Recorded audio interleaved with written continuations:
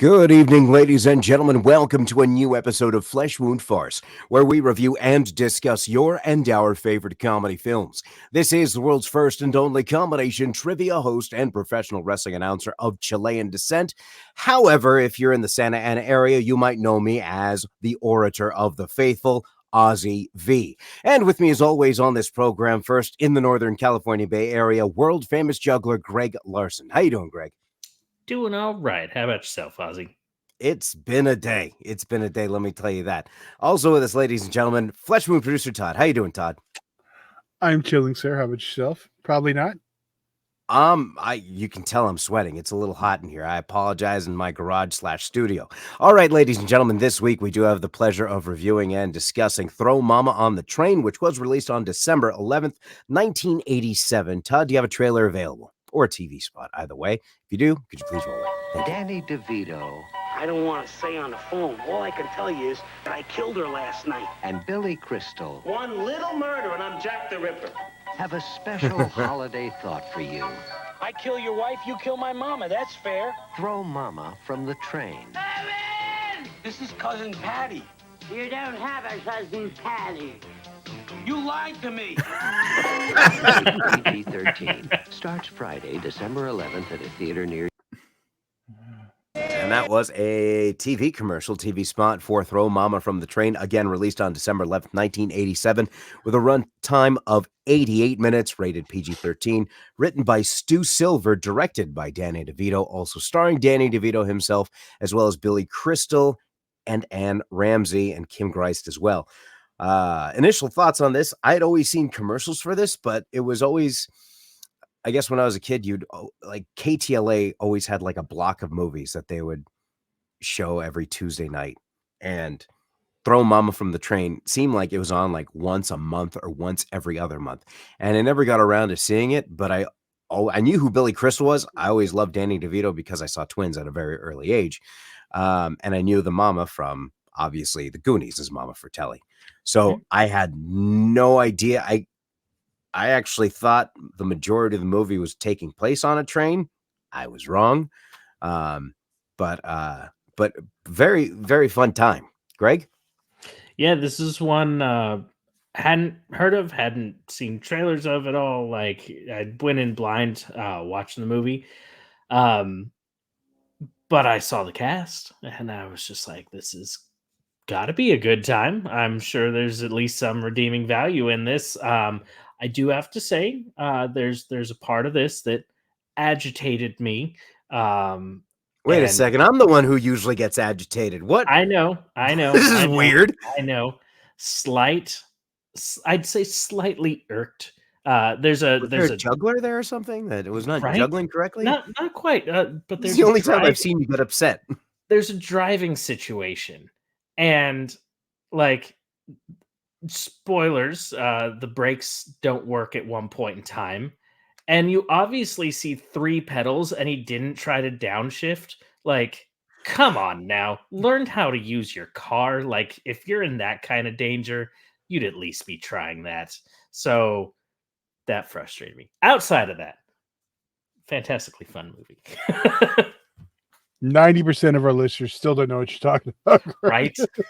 Three pedals. What's going on here? All right. Um, Go ahead, Todd. I saw this theatrically way back in 89 or 88. I enjoyed it then. I still have fun with it. I think it's not one I've revisited a lot, so maybe that tells you something. So I watched it years and years, probably 30. I think it has too much heart for your liking. Well, you got the whole Hitchcock thing, which should make me maybe that actually might work against it because there's another one coming up that has that issue. Okay. Well, I mean, because it kind of has this dark element to it, and you introduce the Hitchcock to it, and it's really fun at one point, but then you start to feel bad for Owen, Danny DeVito's character, as he reveals his backstory, and it's almost like and it's not that it became like it was less in quality. It was just more of like this isn't what I was expecting. kind of thing. It Right, kind of caught you right. off guard, and you really felt for the character who wanted this other guy to kill his mom. And so it was very like, Which is always a weird scenario. You're like, "Oh, sure. I feel bad. He went through some tough times. I shouldn't think he's a horrible person for murdering and wanting to murder." Well, because the way he was presented, like in the first 30, 45 or 30, 45 minutes, you just saw him as like an obsessive compulsive guy who wanted to get the Right. story done and just fantasize about his mother getting out of his life. At the Right. end of the day, that's what he really wanted to do. He just wanted his mom out of his life because he thought he had these thoughts, but wouldn't act them out. So at the end of the Mhm. day, he just wanted his mom out of his life. So when saw this different side of him that was actually um, like a sweet side. I guess in thinking about it now, maybe that was meant to illustrate. Listen, he's a really nice guy. He's a forgiving guy to a certain Mhm. extent. It's Mhm. just that his mom is so evil. That's what makes him bring a guy who's so sweet and who has so much heart to this point. Which again, going back, we're kind of escaping the world of comedy a little bit, and then going Mhm. into like a psychological aspect of maybe like of a mild drama, I guess. But Yeah. it just felt like in the TV spot that we just saw in the commercial, you saw him playing in a train, like with a train, right? And for me, when I saw that scene, that was to me, it was just like, damn, this guy never like grew up, right? When Mhm. that scene Mhm. happened in the movie, I was just like, I couldn't help but feel bad and just kind of feel sorry as Right. opposed to waiting for the next joke, which at the same time though, I think made it and I hate to use this word because whatever, but kind of makes it a better film, Right. Right. but brings it down from the comedy a little bit. Uh, It That does. that's what I got Yeah, it in does, but terms of not in my a bad way. You know, no, like no, I no. agree with you. I definitely agree with you. Yeah. Todd, how you have yourself muted? Are you cursing me right now for saying what I said? No, I agree with you, and that's probably why I don't know. I think as a kid when I liked it, I kind of like I don't want to say didn't understand, but I don't know, just something changed. Like I don't know what like if it's just realizing that as an adult. I don't know. I didn't have as much fun with it. You know what it is? I just don't think I really like Billy Crystal. Really Yeah, Hmm. he's just interesting. a little too All corny right, for me, a ladies little and gentlemen, whiny. join us next week for City Slickers, and then following that, Don't Mr. like that Saturday movie. Night. Yeah. um, Can we what's then funny? do City Slickers too? Of Like, course, the search for Well, Curly's well, gold. that's well. right. Luckily, I am a fan of Jack Palance, so that wouldn't be torture. um, but that's funny that you mentioned that because I actually have written down here as some of the lines is how many like I like Larry's uh small like sarcastic one-liners. Like he's out on the ledge of the house. Like I know this happens back to back, but just the fact that it happened back to back really hit it home for me that Mhm. this is what he's doing. And he sees rats on the ledge. He's like, I got Willard over here, right? And then he goes over the door. He's trying to open the window, and DeVito opens it. Owen opens it and says, "What are you doing?" He's like, "I'm selling the watchtower. What do you think I'm doing?" Like just stuff like that. That was so left field that just added elements of humor on that. So we'll just jump in. Neither one of those are really my favorite lines, but since I did say those, I don't want to steal another one that might be yours. So I'll let you guys go first. Todd, you want to start us off? Um, One that got me this time, and it's a simple one. It's just the exchange with Mama and Larry when it's in the kitchen scene. Um, and Mama's like, Owen doesn't have a friend, and Mama's like, oh wait, and Larry says that's because he's shy, and she's like, no, he's fat, and he's no, he's not. He's fat and he's stupid. Just the way she delivers it. Like Ann Ramsey is gold to me. Like everything Right. she said is, but just that one in particular, yeah, pretty awesome. That one Yeah. got me this time, and it's one that I think I've laughed at since I was a kid. So Okay. Greg? simple one. My hands down favorite part has no words to it. No quotes, no nothing. There's a moment where Danny DeVito's character goes to kill Larry's wife. And there's a situation that causes him to not do it in the moment at her home. And does he go away? Does he wait for that moment, another opportunity? Nope. He just goes and makes a sandwich in her property on the balcony. And just that casual, like, well, while I'm here. Like, I was laughing so hard because it's just like such a Danny DeVito moment. And I loved every second of it. Yeah, yeah. For me, it's when Larry finds out first about Margaret, and they're going over, the news of what could have potentially happened, and they start going over her life, and then he's just saying, "Oh my gosh, poor Margaret," and then he says, "Best-selling author of." I can't remember what the name of the book was, and then he just automatically goes to that slut, just the complete shift just Right. had me rolling. It was hilarious.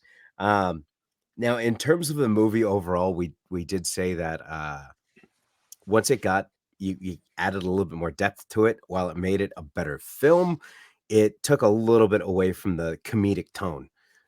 However, I was still intrigued from start to finish. I was still interested as to how this was going to continue to go. Just because it's such a hilarious premise. Confusion is always a key thing in comedy, and in this circumstance, I loved seeing it bloom.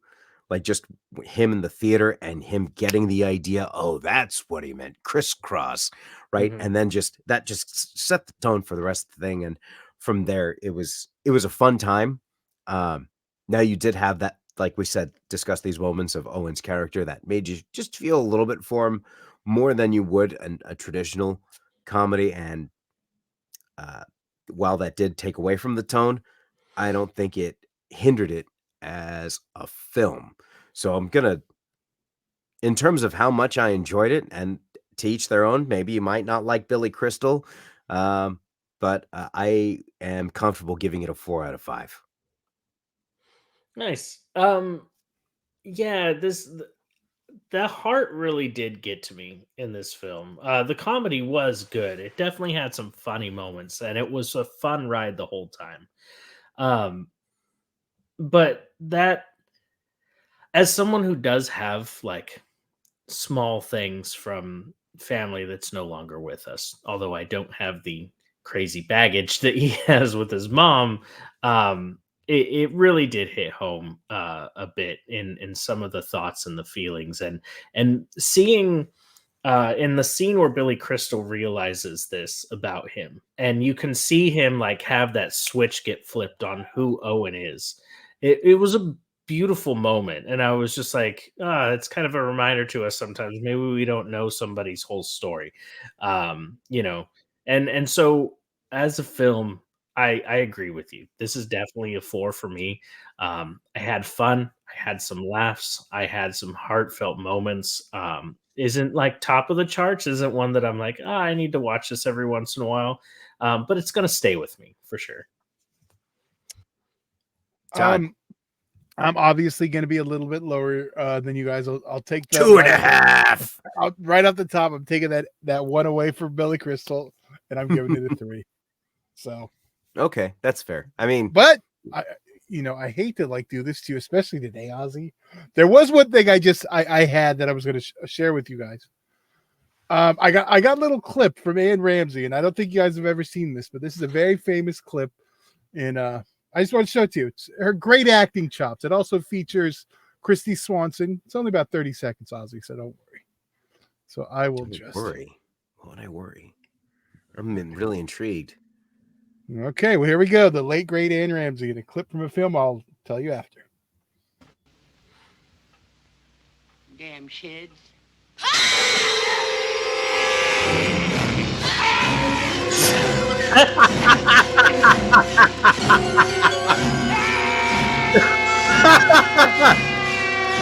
Oh. No. What?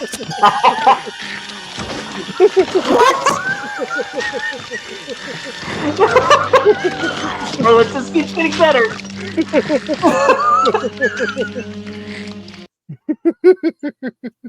Oh, There they you go, shot with a dodgeball? It was a basketball, sir. Oh, it Brilliant. was a basketball. Okay. That. Okay, Like, what- okay, now it makes sense. We're good. Well, yeah. What movie was that from? That would have been Wes Craven's Deadly Friend, starring Christy Swanson and Anne Ramsey. Not one of Deadly- Wes's best films. Apparently. It's a weird movie. It was supposed to be like a regular movie, and then the studio was like, nah, we need some more horror shit in there.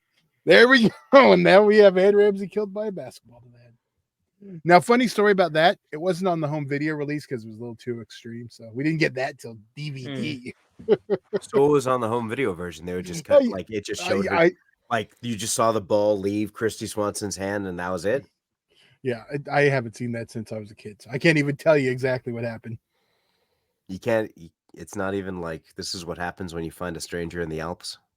The Big Lebowski. No, it wasn't anything Nothing that good. It drastic. was just like, Okay. yeah, like all those 80s, like just cut the gore out, next scene, you know. Just like how, what was it? Cinemax would, or no, USA at like 2 a.m. used to show the, Up all night. yeah, exactly. And then they would be, oh, look, a topless car wash. Let's go. And then the next scene is, wow, that was some topless car wash. Like, Get yeah. lucky. I saw that movie the first time on there. They didn't get as lucky as they should have.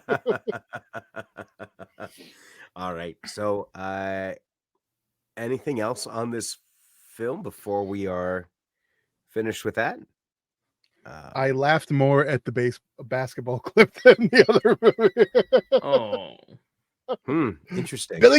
Now, if it was Billy Crystal getting the basketball thrown in, maybe I didn't switch my thoughts there. I don't think you'd laugh. You'd just celebrate. Yeah, that's true.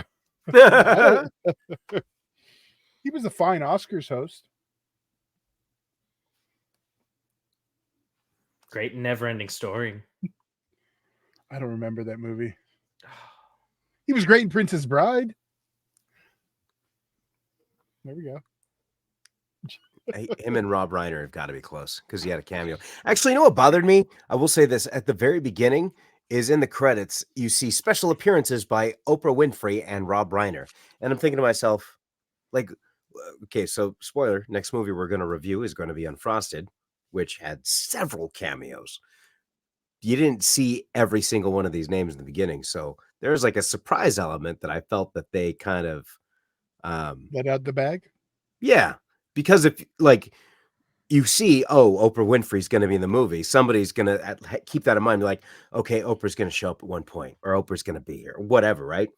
If they had just not left it in the credits, and then you just saw the episode of Oprah, like Home Go ahead. Alone didn't have featuring Donald Trump in the beginning. On Yeah. the second one, yeah, stuff like that. Yeah. I mean, you know, to a certain degree, but then like the Rob Reiner scene I think would be funnier because I mean, we're going to talk about this soon, but when you don't expect somebody in a spot that it tickles the brain almost. Mm-hmm. So when they say, hey, he's going to show up, pay attention. It's kind of like just, well, the fun's yeah, I over. don't care anymore. Or, you lose a little bit, you know, like it's almost like they're treating you like you're an idiot, like you can't pay attention. So I know you might not like Billy Crystal, Todd, but don't worry. Rob Reiner has a special appearance. Well, I had something to look forward to. And I was actually thinking Princess Bride, not Neverending Story. I apologize. Okay. Yeah, I was trying to think because Yeah. Well, it was I just know it has the kid who isn't here anymore. I'll just say it that way on YouTube. the kid who isn't here. Oh, okay. All right. You're obviously referring to Neverending Story. I thought you were talking about Yes, not Fred Princess Bride. Savage. No, he just got canceled. He did? I don't know anything about the Fred Savage news. That's not important. Unless, the one do that you he feel is. is it important? Is No, it it's is it unimportant. important? Okay. No, then it's content you don't like. He pretty was much. getting a little too Hollywoody, I guess we'll say. Oh, 10-4. Above board though, Understood. not the other Hollywood thing. All righty. Well, this concludes our interview. This concludes our review of Throw Mama from the Train. I Todd, think we lost the interview with Billy Crystal. at this we did point. lose the interview with Billy Crystal. Definitely Todd's fault. Unfortunately, this is not available to stream anywhere at this time. However, What? is it? It is Sorry? on. I know it's like very for like the two people who got it. It is streaming right now on MGM Plus. If you do have MGM I forgot about that. Plus, I was gonna tell you, but I was like, Ozzy doesn't have MGM Plus. Who has MGM Plus? You know what? Everybody felt that way about Paramount Plus, and then all of a sudden, they started getting Beavis and Butthead original content and the South Parks and all this stuff. So The thing, I don't the know. thing with MGM Plus though, it's like I don't understand the need because I mean, MGM is owned by Amazon, so Amazon shouldn't they just be the same?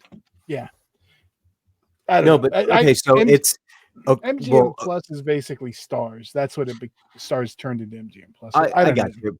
But in terms of because this is what companies like to do. Greg can back me up on this during our time at Disney. Is that so? Let's say you have one department and it has several sub departments, right?